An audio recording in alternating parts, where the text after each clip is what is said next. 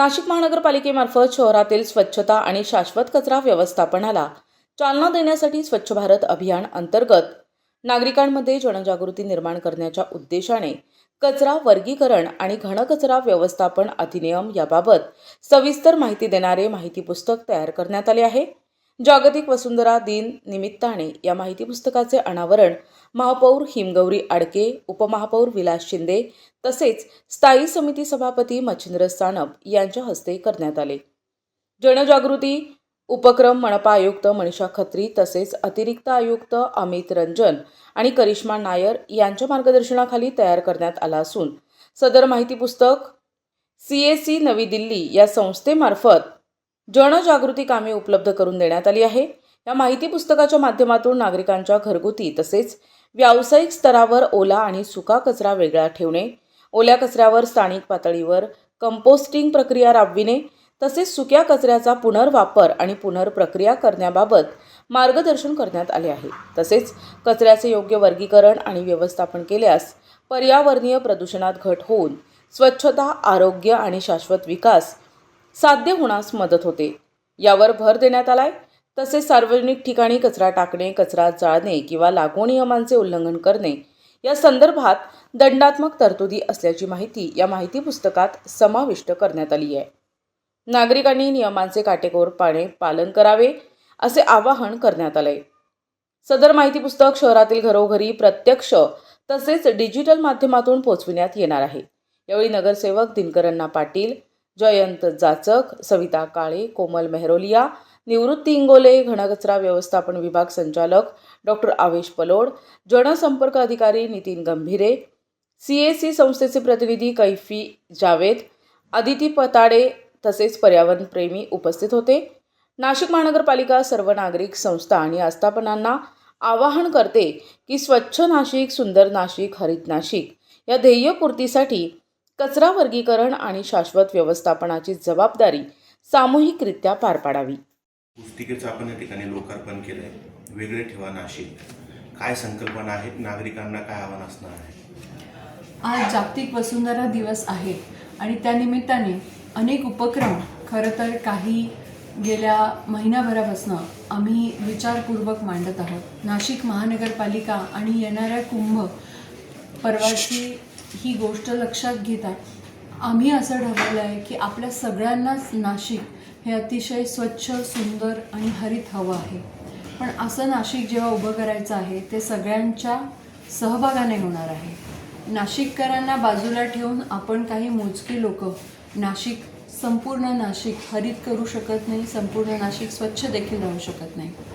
मग आज solid waste मॅनेजमेंटच्या ज्या काही प्रॅक्टिसेस आहे, कचरा विलगीकरण, प्रत्येक घरामध्ये हाऊसहोल्डमध्ये ओला कचरा आणि सुका कचरा निघतो।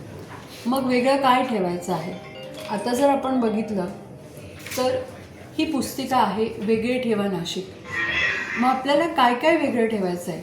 यामध्ये आपल्याला ओला कचरा वेगळा ठेवायचा आहे, सुका कचऱ्यामध्ये पण आता वेस्टच्या ज्या आधीच्या संकल्पना होता त्या वेगवेगळ्या होत चालल्या आहे। आपण पाहतोय की आता अनेक घरांमध्ये इलेक्ट्रॉनिक वेस्ट देखील तितक्याच प्रमाणात आहे, कारण मोबाईल आहे, चार्जर आहे, बरेचशी घड्याळं इलेक्ट्रॉनिकच्या माध्यमातून आहे, सेल आहेत, लॅपटॉप्स आहेत, प्रिंटर्स आहेत आणि अनेक अशा छोट्या गोष्टी आहेत, इलेक्ट्रॉनिक डिव्हाइसेस आहेत, गेम्स आहेत, रिमोट कंट्रोल्स आहेत। हे इलेक्ट्रॉनिक वेस्ट देखील वेगळं ठेवण्याची गरज आहे। त्याचबरोबर आपले प्लास्टिकचे जे वापर करतो आपण त्याला पण वेगळे ठेवायची गरज आहे। तर ही का आहे? आता पर्यावरणपूरक जगणं हे आपण शिकलं पाहिजे। जेव्हा आपण एखादी प्लास्टिकची वस्तू वापरतो तर रियूज आणि रिसायकल त्याचा झाला पाहिजे। आपण म्हणतो दंडात्मक कारवाई का करायला हवी?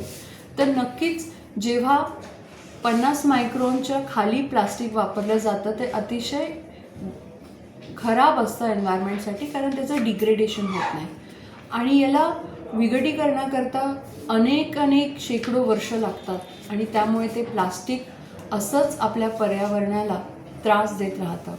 त्यापेक्षा ते रियूज आणि रिसायकल करून आपण वापरू शकतो, ही एक वेगळी संकल्पना आहे। म्हणून वेगळं काय काय ठेवायचं आहे हे सगळं या पुस्तिकेत नमूद केलेलं आहे। आपण जर बघाल तर याचे असे काही भाग आहेत ज्यामध्ये आम्ही सांगतोय की कशा पद्धतीने कुठल्या बिनमध्ये कोणता कचरा टाकायचा आहे. त्याच्यामध्ये बायोमेडिकल वेस्ट देखील आहे.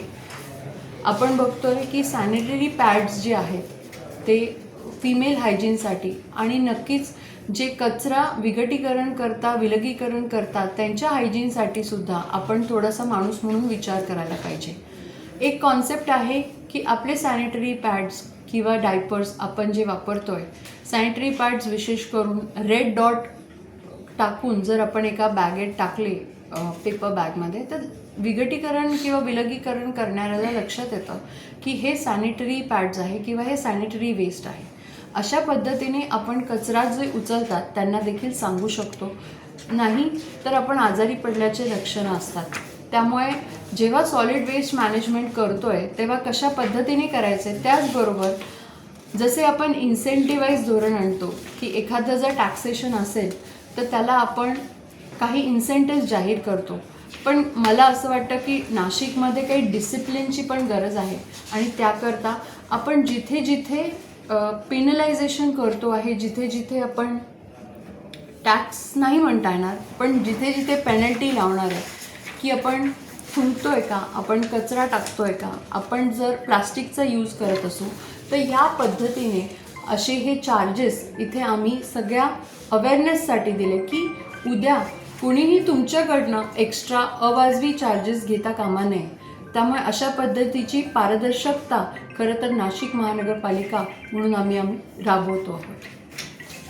स्वच्छ ठेवायचं आहे. सेकंड पेजला पब्लिक अपील आहे, जे आपले मेन पिलर्स आहेत त्यांच्याकडनं. इथे सर्व फाईन्स लिस्टेड आहे की NMCच्या कुठल्या विषयासाठी किती फाईन आहे आणि हे चालू आहे. मग त्यानंतर इथे वेस्टच्या टाईप्स दाखवल्या, किती टाईप्सचे कुठल्यामध्ये कुठलं येईल. आणि याच्यामध्ये हे पॉझिटिव्ह साईड्स दाखवले. जर आपण वेस्ट वेगवेगळं ठेवलं तर काय होईल, नाही ठेवलं तर काय होईल, आणि आपण ठेवल्यानंतर वेट वेस्ट काय करू शकतो ते याच्यामध्ये पूर्ण प्रसिद्धी दिली आहे होम कंपोस्टिंगची. सो हे पब्लिकमध्ये आपण सर्वांनाच देणार आहे आता ॲज अन गायडिंग पार्टनर किंवा समजण्यासाठी सर्व लोकांना.